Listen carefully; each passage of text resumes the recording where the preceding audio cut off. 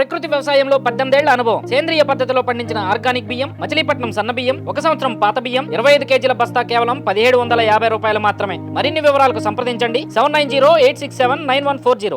ముందుగా నూతన సంవత్సర శుభాకాంక్షలు. సో కొత్త సంవత్సరం మొదలైంది. ఆంధ్ర రాష్ట్రంలో చూస్తే ఉద్యమాంధ్రప్రదేశ్గా మారిపోయింది. అందరూ రోడ్ల మీద నిరసన తెలుపుతున్న పరిస్థితి. మరి వీటన్నిటికీ పులి స్టాప్ ఎప్పుడు పడుతుంది అంటారు? నిజంగా ప్రజలందరికీ కూడా నూతన సంవత్సర శుభాకాంక్షలు. 2019 ఏ రోజైతే ప్రజావేదికని కూల్చాడో ఆ రోజు నుంచి కూడా ప్రజలు 2024 గురించి వెయిట్ చేస్తున్నారు.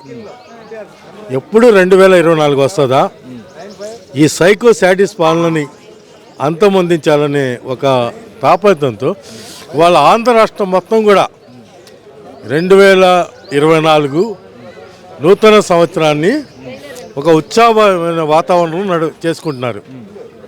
ఎందుకంటే ఏదైతే ఈ రాష్ట్ర ప్రజలు ఎదురు చూసిన ఈ 4.5 సంవత్సరాలు 4 సంవత్సరాల 9 నెలలు నేటితో పూర్తయిపోయాయి. రాబోయే రోజులన్నీ కూడా జగన్మోహన్ రెడ్డికి, వైసీపీ పార్టీకి అంతిమ ఘడియాలే తప్ప వాళ్ళకైతే ఈ 2024 మామూలుగా అందరికీ happy new year. But YCP వాళ్ళకి మాత్రం జగనన్న నో మోరు. 2024 జగనన్న నో మోరు. కాబట్టి మళ్ళీ నారా చంద్రబాబు నాయుడు గారు నాయకత్వంలో ఈ రాష్ట్రం మళ్ళీ గాడిలో పడి అభివృద్ధి కానివ్వండి, సంక్షేమం కానివ్వండి, ప్రతి ఒక్క మహిళలు కానివ్వండి, యువతకు కానివ్వండి, రాబోయే రోజుల్లో అమరావతి, పోలవరం లాంటి ప్రాజెక్టులే కాకుండా ప్రతి ఒక్కరిని కూడా అభివృద్ధి పదంలో తీసుకెళ్ళటానికి ఆయనకి మళ్ళీ ప్రజలు అవకాశం ఇవ్వడానికి సిద్ధంగా ఉన్నారు. సో అంటే జనవరి 1వ తేదీకి వైఎస్ఆర్సీపీ క్యాలెండర్లో ఒక ప్రత్యేకమైన స్థానం. ఎందుకంటే 1వ తేదీ వచ్చేసరికి అన్నీ ఇచ్చేస్తామని చెప్పుకుంటూ ఉంటారు. అలాగే జగన్మోహన్ రెడ్డి ఇచ్చిన వాగ్దానాల్లో జాబ్ క్యాలెండర్ ప్రతి సంవత్సరం జనవరి 1వ తేదీన ప్రతి జాబ్ క్యాలెండర్ రిలీజ్ చేస్తానని చెప్పి ఆయన ఇచ్చిన మాట 5 ఏళ్ళు అవుతా ఉంది. సో ఒక్క జాబ్ క్యాలెండర్ కూడా రాకపోవడం, అలాగే పింఛన్లను పెంచుకుంటూ పోతానని చెప్పాడు. జనవరి 1 నుంచి 3000 రూపాయలు ఇస్తా ఉన్నాం, గతంలో ఎవరో ఇవ్వని విధంగా అని గొప్పలు చెప్పుకుంటున్న పరిస్థితి. ఏమంటారు? ఈరోజు జాబ్ క్యాలెండర్ అనే కాదండి, ఆయన ఈ చేసిన వాగ్దానాలు అన్నీ కూడా మద్యపాన నిషేధం చేసే ఓట్లు అడుగుతా అన్నాడా? వాళ్ళ మద్యపాన నిషేధం జరిగిందా? మద్యాన్ని ఏరులై పారించి దాంతో వచ్చే ఇన్కమ్ని డైరెక్ట్గా వైఎస్ కుటుంబమే లబ్ధి పొందుతుంది. ప్రభుత్వానికి కూడా ఉపయోగం లేదు, ప్రజలకు ఉపయోగం పడలేదు. వచ్చే ఇంకా మొత్తాన్ని కూడా లూటీ చేయకుండామే కాకుండా ఏది ఉంది, అమరావతి ఆపుతాను అన్నాడా? అమరావతి రాజధానిగానే ఉంటుంది అన్నాడు. వాడు అమరావతి రాజధానిగా ఉందా? పోలవరం 2020 జూన్ కల్లా బుల్లెట్ దిగిందా లేదని ఏదో చెప్పాడు. ఆడు వెళ్ళిపోయాడు. ఈ గంట వచ్చాడు, ఆడు పూల వాసన తప్ప ఆడికి నీటి గురించి తెలియదు. అంటే ఈ రాష్ట్ర ప్రజల్ని ఏ విధంగా మోసం చేశారు. నేను అందుకే మన రాష్ట్ర పార్టీ తరఫున బుక్లెట్ పెట్టారు. అది చదివినాడు ఎవడైనా సరే ఇది వాస్తవం అని నమ్ముతాడు. ఎందుకంటే జాబ్ క్యాలెండర్ లేదు, మద్యపాన నిషేధం లేదు, అమరావతి లేదు, పోలవరం లేదు, నిరుద్యోగ వృత్తి లేదు, రంజాన్ తోఫా లేదు, సంక్షేమ పథకాలు లేవు. ఇచ్చే సంక్షేమ పథకాలని కూడా అరాకొరగా ఇచ్చి ప్రజలందరినీ కూడా మభ్య పెడుతున్నాడు తప్ప నిజంగా ప్రజల్ని అభిమానించే పరిస్థితుల్లో లేరు. ఇవాళ మనం చూస్తున్నాం, లాస్ట్కి పులివెందుల నుంచి కూడా పారిపోయి వేరే చోట పోటీ చేసే పరిస్థితికి ఈ వైనాట్ 175 ఈ పులివెందుల పులి అన్నాడు పిల్లిలాగా ఈరోజు అక్కడి నుంచి కూడా పారిపోయే పరిస్థితికి ప్రజలు తీసుకొచ్చారు.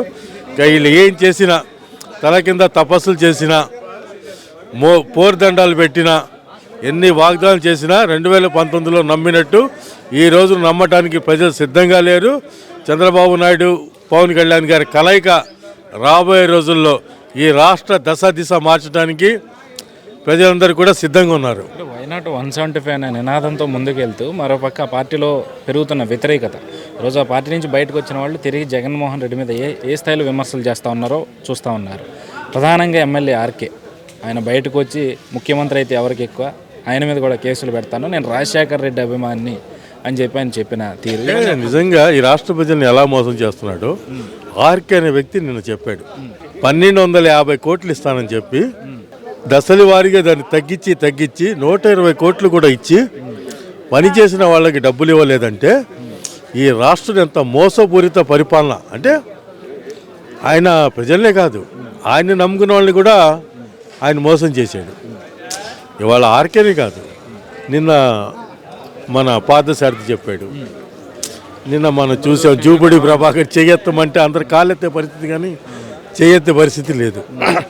అంటే వాస్తవాలు అబద్ధాలతో ఆయన తాత్కాలికంగా లబ్ధి పొందిన శాశ్వతంగా తాడేపల్లి ప్యాలెస్లో ఉండిపోయేటట్టు ఈ 2024లో తెలుగు ప్రజలందరూ కూడా సిద్ధంగా ఉన్నారు, ఎన్నికల కోసం ఎదురు చూస్తున్నారు. ఈ ఆర్కేనే కాదు, నిన్నటి వరకు మేము మాట్లాడితే పచ్చ మీడియా అన్న ఈ ఆర్కే కూడా అన్నాడు, పచ్చ మీడియా మాట్లాడుతుంది, రెచ్చగొడుతుంది, మంగళగిరి అభివృద్ధి పదంలో దూసుకుపోతుందని జగన్మోహన్ రెడ్డి గారికి. వాళ్ళ ఏంటి పరిస్థితి? కాబట్టి ఇవన్నీ కూడా వాస్తవాలు. అంటే చంద్రబాబు నాయుడు గారు కానీ లోకేష్ బాబు గారు కానీ ఏదైతే చెప్తున్నారో 3.5 సంవత్సరాలు 4 సంవత్సరాల నుంచి అవన్నీ కూడా వాస్తవాలు. ఈరోజు వీళ్ళందరూ బయటికి వచ్చి ఈరోజు నిన్నటి వరకు నేను చెప్పాడు, నేను చెప్తే ఓటేస్తానన్నాడు. నువ్వు చెప్తే ఓటేసినప్పుడు అభ్యర్థి అనేది ఎందుకు నీకు?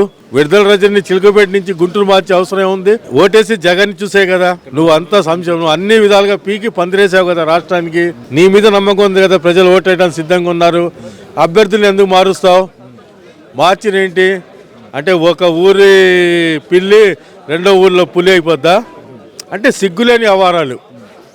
అంటే నిజంగా ఏ రోజైతే బాబు గారు తుగ్లక్ సైకో అని పేరు పెట్టారో దాని శాశ్వత నామకరణంలాగా ఈయన చేష్టలన్నీ కూడా అలాగే తయారయ్యాయి. ప్రతిదీ కూడా ఇవాళ మళ్ళీ ఈ అభ్యర్థులు మళ్ళీ వెనక ముందు ఆడుతున్నాడు. ఎందుకంటే ఏదో జగన్మోహన్ రెడ్డిని నమ్మి ఈ ఎమ్మెల్యేలు భయపడో బామాలో బెదిరిస్తే ధనంజయ రెడ్డి వీళ్ళందరూ ఆగిపోతారేమో అనుకున్నాడు. కానీ వాళ్ళ 12 మందిలోనే దాదాపు 5-6 తిరగబాటు చేసేటప్పటికి మిగతా వాళ్ళని ఏం చేయాలో తెలియదు, దిక్కుతోచిన పరిస్థితుల్లో ఈరోజు జగన్మోహన్ రెడ్డి నిస్సాయంగా రాబోయే రోజుల్లో షర్మిల రూపంలో కూడా ఇంకో దెబ్బ తగిలిపోతుంది. అంటే అన్ని విధాలుగా అందరూ తలా దెబ్బ కొట్టి శాశ్వతంగా వైసీపీని భూస్థాపితం చేయడానికి చెప్తా చూసారా 700 అడుగులు లోతు పాతరేయటానికి ఈ రాష్ట్ర ప్రజలే కాకుండా అందరూ కూడా సిద్ధంగా ఉన్నారన్న విషయాన్ని ఈ వైసీపీ తెలుసుకొని ఇప్పుడు కూడా మీకు చేయవలసింది ఏమీ లేదు. ఈ ఉన్న 2-3 నెలలైన పోలీసుల వ్యవస్థని మీ అధికార వ్యవస్థని వాడి ప్రజల్ని హింస పెట్టకుండా అలా ఉంటే కొద్ది గొప్ప మీకు గౌరవం దొక్కుద్ది. అలా కాకుండా మా పందాలోనే మేము ఉంటాం, అదే పోలీసులు రెచ్చగొట్టి ప్రజలందరినీ హింసిస్తామంటే రాబోయే రోజులకి రూపాయికి 2 రూపాయలు మా లోకేష్ బాబు చెల్లిస్తాడు. అందులో భయపడేది ఏం లేదు. ఆయన రెడ్డేరి కూడా అది ఎవడని చెప్పినా అందులో ఏ పేరుని కూడా ఆయన వదలడు. ఎవరెవరైతే తెలుగుదేశం పార్టీ కార్యకర్తలను హింసించారో, ఎవరైతే తెలుగుదేశం పార్టీ అనవసరంగా మా జోలికి వచ్చారో వాళ్ళందరికీ కూడా మా బాబు గారు అయితే గాంధీవాది, మా లోకేష్ బాబు అయితే గాంధీవాది కాదు. మా లోకేష్ బాబు సుభాష్ చంద్రబోసు, మా లోకేష్ బాబు అల్లూరి సీతారామరాజు, మా లోకేష్ బాబు భగత్ సింగ్. రూపాయికి 2 రూపాయలు చెల్లించి రాబోయే రోజుల్లో ఈ వైసీపీ నాయకులకి తగిన బుద్ధి చెప్తాడు. కాబట్టి 2024 ఈ రాష్ట్ర ప్రజలకు శుభం జరుగుద్దని అందరూ కూడా నమ్ముతున్నాం, మేము నమ్ముతున్నాం. ప్రజలందరూ కూడా 2-3 నెలలు ఓపిక పడితే మళ్ళీ ఆంధ్ర రాష్ట్రం అభివృద్ధి పదంలోనే కాకుండా సంక్షేమాల్లో కూడా ప్రతి దాంట్లో కూడా నిరుద్యోగ యువతకు కానివ్వండి, మహిళలకు కానివ్వండి, ప్రతి ఒక్కరికి కూడా 2024లో మంచి జరుగుద్ది. దానికి నారా చంద్రబాబు నాయుడు గారి నాయకత్వంలో పవన్ కళ్యాణ్, లోకేష్ బాబు గారి సహకారంతో తెలుగుదేశం ప్రభుత్వం వస్తుంది. బాబు గారు ముఖ్యమంత్రి అవుతున్నారు. దిస్ ఈజ్ వాస్తవం.